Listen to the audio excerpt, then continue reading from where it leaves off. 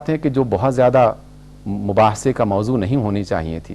ان پر زندگی الجھا دیتے ہیں اور جو اصل کام کی باتیں ہیں ان کو نظر انداز کر دیتے ہیں۔ ایک چھوٹی سی بات اگر آپ کی اجازت ہو تو میں عرض کرنا چاہتا ہوں، اللہ تعالیٰ نے بہت آسانی سے اس کا حل تلاش کر دیا۔ ہم ایک عمر گزار دیتے ہیں کہ نبی علیہ الصلوۃ والسلام نور تھے کہ بشر تھے، اللہ نے کتنی خوبصورت آسانی سے یہ بات فرما دی۔ قرآن مجید کی آیت 15 ہے، سورۃ المائدہ، اللہ فرماتے ہیں کہ قد جاءکم من اللہ نور و کتاب مبین، کہ اللہ کی طرف سے تمہارے پاس ایک ایسا نبی آیا ہے جو کہ نور ہے اور اس کے ساتھ کتاب مبین آئی ہے۔ اور اس اللہ نے جب یہ کہا کہ وہ نور ہیں تو یقیناً اپنی سیرت کے اعتبار سے، اپنی فکر کے اعتبار سے، اپنی روحانی کیفیت کے اعتبار سے، انسانی ترقی اور اس میں کمال لانے کے اعتبار سے وہ سراپا نور تھے۔ اور اسی اللہ نے کہہ دیا کہ قل انما انا بشر مثلکم یوحی الی،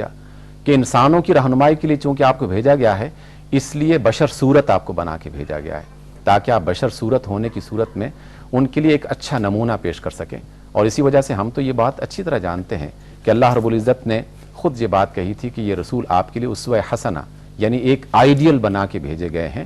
اور ان کو بشر صورت اس لیے عطا کی گئی ہے تاکہ کوئی انسان یہ اعتراض نہ کر سکے کہ جناب یہ تو ہم میں سے ہیں ہی نہیں، تو ہم ان کی بات کیسے مان سکیں اور وہ کام کیسے کر سکتے ہیں جو یہ کر رہے ہیں۔ اور اللہ نے اس کا ذکر بھی کیا سورۃ الفرقان میں، ان مشرکین کے جواب، ایک اعتراض کا جواب دیتے ہوئے کہ جب وہ کہتے تھے کہ جناب یہ نبی کیسے ہو سکتے ہیں، یہ تو بازاروں میں چلتے پھرتے ہیں اور کھاتے ہیں، انہم لیأکلون الطعام ویمشون فی الاسواق، سورۃ الفرقان آیت نمبر 20 میں کہا گیا۔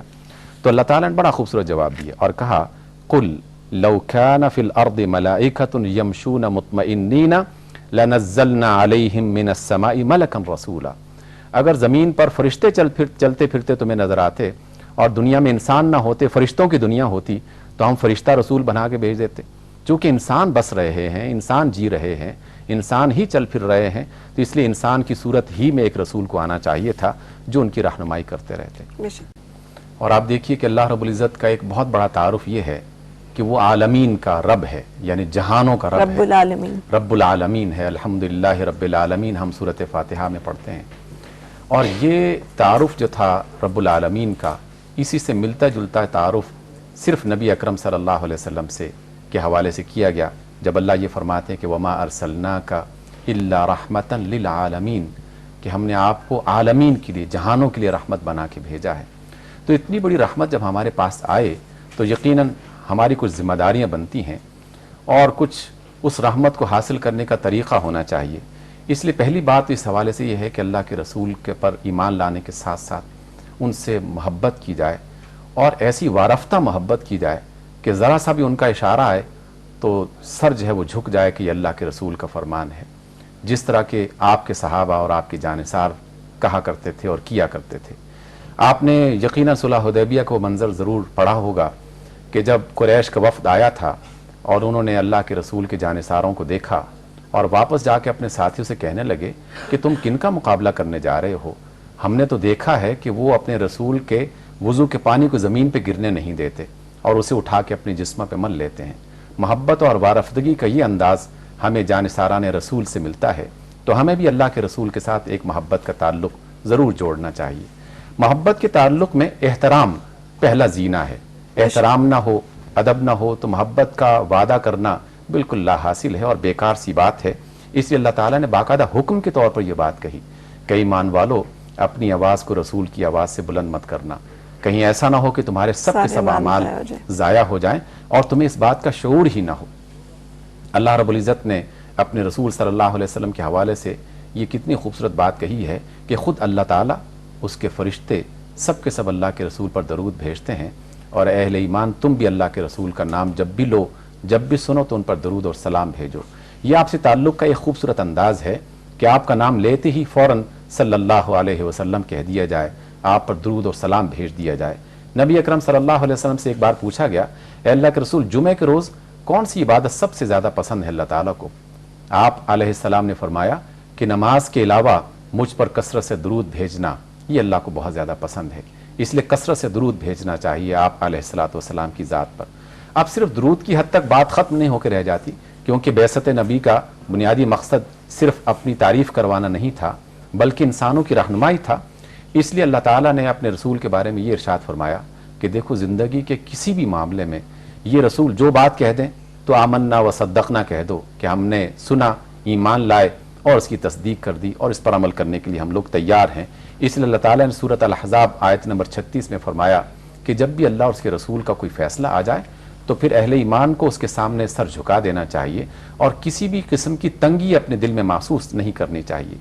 اور یہ بات تو ہم پہلے بھی کہہ چکے کہ اللہ کے رسول صلی اللہ علیہ وسلم کو انسانیت کے لیے ایک آئیڈیل بنایا ہے، اور یہ سب سے خوبصورت لفظ ہے کہ لقد کان لکم فی رسول اللہ اسوۃ حسنہ۔ زندگی کا کوئی معاملہ ہو، خوشی کا معاملہ ہو، غم کا معاملہ ہو، دکھ کی صورت ہو، آرام کی حالت ہو، تجارت ہو، سیاست ہو، اقتصاد ہو، معاشیات ہو، ہر چیز میں اللہ کے رسول نے ایسی خوبصورت مثالیں پیش کی ہیں کہ وہی ہمارے لیے در حقیقت اسوہ بن جاتے ہیں۔ اسی وجہ سے کہا گیا ہے کہ محبت کے ساتھ ساتھ اطاعت کی جائے، اس لیے کہ اطاعت نہ کی جائے گی تو محبت کا وعدہ جو ہے اور محبت کا دعویٰ بالکل لا حاصل ہو جاتا ہے۔ اس لیے کہ ہم کسی کو چاہیں اور پھر اس کے مطلب کو پورا نہ کریں، اس کی خواہش کو پورا نہ کریں۔ محبت کی دنیا میں کبھی آج تک ایسی مثال ملتی نہیں ہے کہ چاہنے والا وہ ایسی بات کہتا ہے کہ جس کو چاہا جا رہا ہے وہ اس کو پسند نہیں کرتا۔ اس لیے ان دونوں میں ایک بنیادی تعلق یہی ہونا چاہیے کہ جو اللہ کے رسول کی چاہت ہے وہی اہل ایمان کی چاہت ہو جانی چاہیے۔ سورہ انفال کی آیت نمبر 24 جو ہے وہ ایک بہت ہی عجیب و غریب قسم کی بات ہمارے سامنے بیان کر رہی ہے اور وہ حقیقت پر مبنی ہے۔ اللہ فرماتے ہیں کہ یا ایھا الذین آمنوا استجیبوا للہ وللرسول، اے ایمان والو تم اللہ اور اس کے رسول کی بات کو مان لو اور پوری طرح اس پر یقین کر لو۔ اذا دعاکم لما یحییکم، کیونکہ رسول تمہیں ایسی چیز کی طرف بلا رہے ہیں جس میں تمہاری زندگی ہے۔ یہ جو لفظ ہے کہ اس میں تمہاری زندگی ہے، یہ ایک بہت بڑا لفظ ہے کہ زندگی کے ہر معاملے میں اگر کوئی کامیابی کی ضمانت اور دلیل ہو سکتی ہے تو وہ صرف اور صرف اللہ کے رسول صلی اللہ علیہ وسلم کی تعلیمات ہیں۔ تو ہر میدان میں اور ہر عمل میں اور ہر کام میں رسول اللہ صلی اللہ علیہ وسلم کی بات کو سمجھنا اور اس کو ماننا یہ بنیادی چیز ہے۔ سورہ نحل کی یہ آیت یہ بہت لازمی ہے، اس لیے کہ اللہ کے رسول صلی اللہ علیہ وسلم اور ان جیسے جتنے بھی سابقہ انبیاء گزرے ہیں سب کا ایک بنیادی مقصد تو یہ تھا کہ اللہ کے بندوں کو اللہ کی طرف بلایا جائے اور ان دونوں کا باہمی ایک تعلق جوڑ دیا جائے، اور خود رسولوں کا تعلق بھی اپنے اللہ کے ساتھ ایک بندگی کا تعلق تھا۔ اور اسی وجہ سے ہم جب کلمہ شہادت پڑھتے ہیں تو یہ کہتے ہیں کہ اشہد ان محمدً عبدہ ورسولہ، کہ محمد صلی اللہ علیہ وسلم وہ اس کے رسول بھی ہیں اور اس کے بندے بھی ہیں۔ اس لیے رسولوں کا یہ مشن رہا ہے کہ اللہ کے بندوں کو اللہ کی طرف واپس بلاتے رہیں۔ لیکن اس دنیا کی زندگی کو خوبصورت بنانے کے لیے اور پرامن بنانے کے لیے تمام تر رسولوں کا ایک مشن اور رہا ہے، اور خاص طور پر نبی اکرم صلی اللہ علیہ وسلم کے اس مشن کو اللہ نے بیان کیا ہے کہ وَلَقَدْ بَعَثْنَا فِي كُلِّ أُمَّةٍ رَسُولًا أَنِ اعْبُدُوا اللَّهَ وَاجْتَنِبُوا الطَّاغُوتَ، کہ طاغوت سے بچنا یہ رسولوں کا مشن رہا ہے، اور کہا کہ لَقَدْ أَرْسَلْنَا رُسُلَنَا بِالْبَيِّنَاتِ، کہ ہم نے رسولوں کو واضح آیات کے ساتھ اچھی باتوں کے ساتھ دنیا میں بھیجا، وَأَنزَلْنَا مَعَهُمُ الْكِتَابَ وَالْمِيزَانَ، اور ان کے ساتھ ساتھ ایک کتاب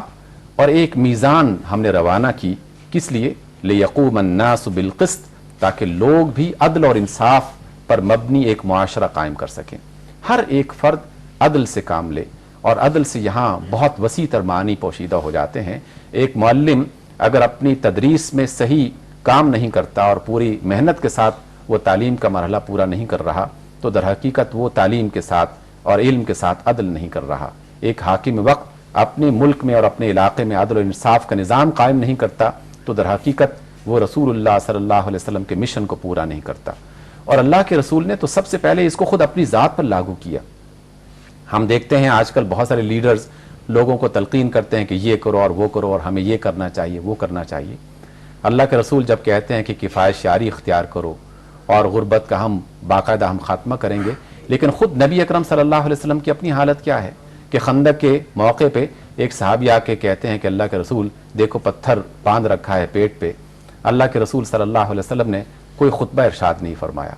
بس اپنا دامن اٹھا دیا اور وہ صحابی دیکھ کے واپس چلا گیا کہ جو رسول اپنے پیٹ پہ 2 پتھر باندھے ہوئے ہے، اب اس کے بعد مزید بات کہنے کی گنجائش ہی نہیں ہے کہ وہ فرد جو کہتا ہے سب سے پہلے خود اس پر عمل کرتا ہے۔ تو یہ ہم میں سے ہر ایک فرد کے لیے کہ میں اگر سچ کی بات کہتا ہوں اور خود جھوٹ بولتا ہوں تو میری بات کی تو وقت رہے گی نہیں۔ جو میرے آس پاس موجود ہیں وہ میری زندگی کو دیکھتے ہیں اور کہتے ہیں کہ کیسا